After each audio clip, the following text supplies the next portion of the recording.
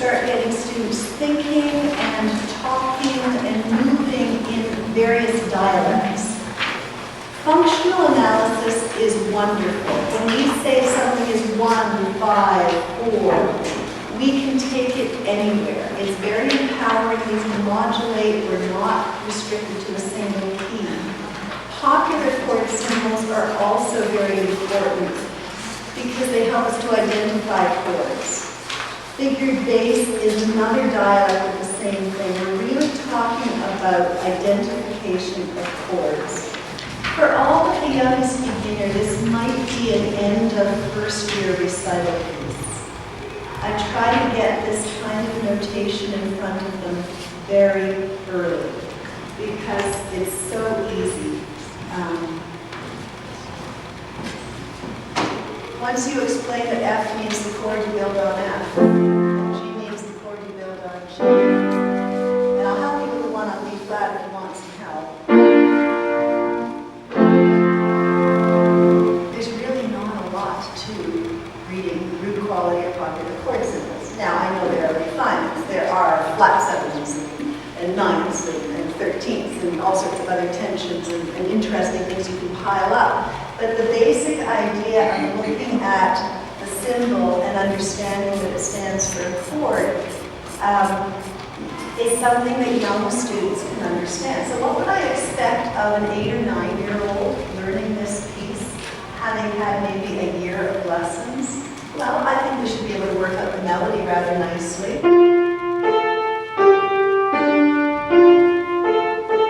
I've got some guide fingering. The next thing is really just in a major scale.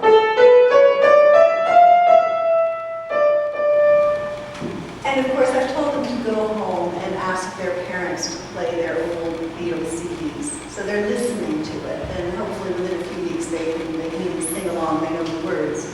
So I'm looking for something in the beginning very basic from the left hand. I am putting the harmony into the left hand. This is a starter's position, and I may do charts like this with students for several years, keeping melody in the right and chords in the left before we start to move into something that is a little bit more stylish and what you'd expect in playing pop music. Block chords, root position. So I'm not asking for inversions. We're not looking for clever voice leading from one chord to the next. But we are listening to different colors. We're learning to read something that I feel it's very important to learn how to read, and playing a beautiful piece of music at the same time.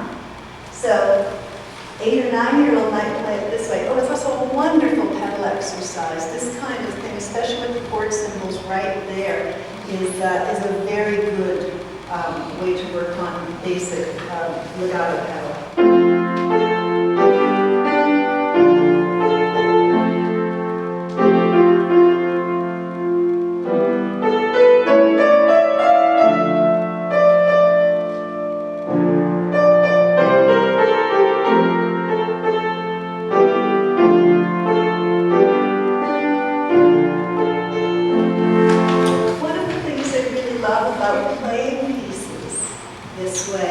Is that they know that when I go out on a gig, I'm using a similar format, if I'm using music at all. That my music looks exactly like theirs. There's no difference.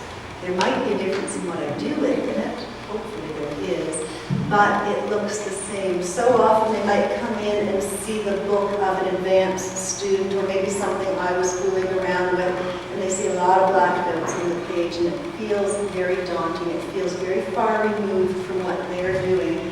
But if I were going to use a chart for yesterday, and at this point I wouldn't need to, but if I were, it would look exactly the same.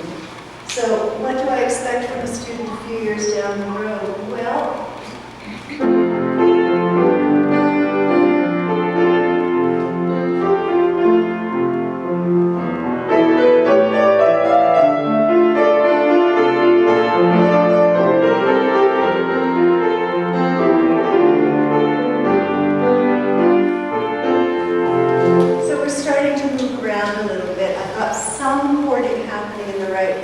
still not a lot. Most of the harmonic information is still in the left, but we're not still playing walk through position chords. We've got some arpeggiation happening, some broken chords. The sevenths are now there. We can get a little bit of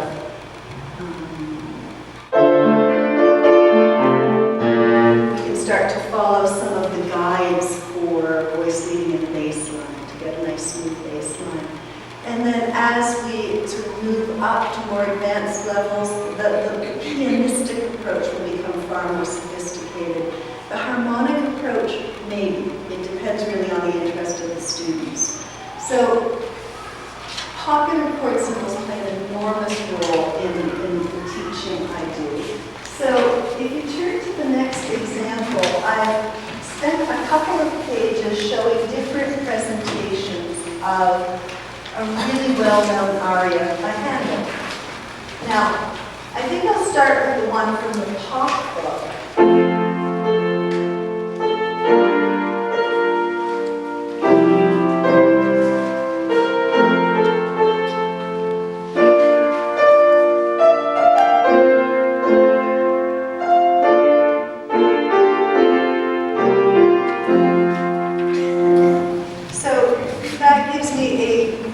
Facsimile of what the piece sounds like and looks like when it's fully notated. I can also say to a student, you know, once I've explained what the numbers are, the little figured bass numbers, well, let's just do it ourselves. So now I'm reading the very first one.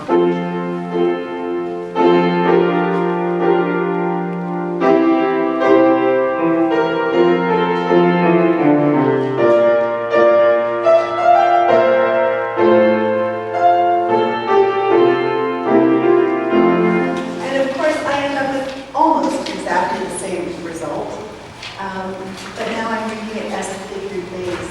And then we can turn and see, well, if you bought a book of Handel arias, what would you expect to see?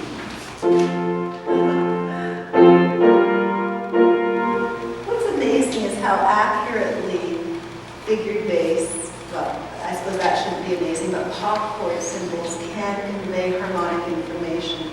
They still can't tell you how you're going to present that information, but they can be very accurate in giving you the information. So what else would I expect a student in this intermediate stage, maybe studying movements, not really ready for harmony yet, to be able to do? Well, I would expect them to be able to realize the figured bass on the next page. So this is the recitative that precedes Dido's lament. We looked at Dido's lament a moment ago when we were talking about that musical cliche or well-known progression of the descending chromatic bass line. So the only impediment, as far as I can see, is that I can't actually see. But I'm going to squint at this. And of course, the advantage of being 10 years old or 12 years old is that you can see very clearly. So you're not squinting like your teacher is.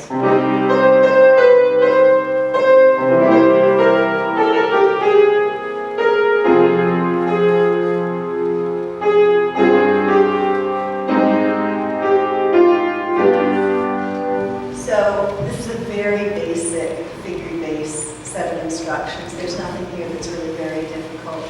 And it's just another way of reading chord symbols. It's telling you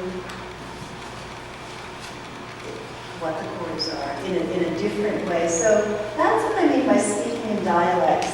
The last thing I put down here is another well-known piece that has been reduced to melody line and chord symbols.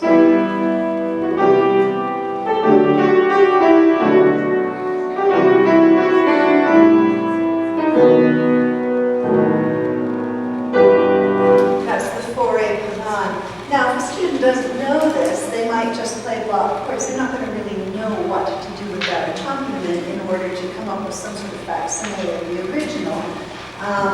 They might decide to do a stride left hand.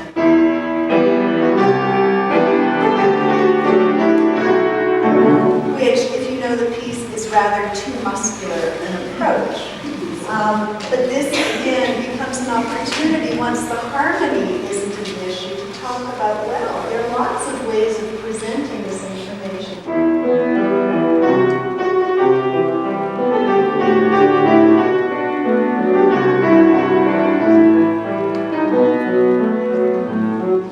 So that's something a little bit closer to the original, although it's an orchestral piece, so it's hard to reproduce the delicacy.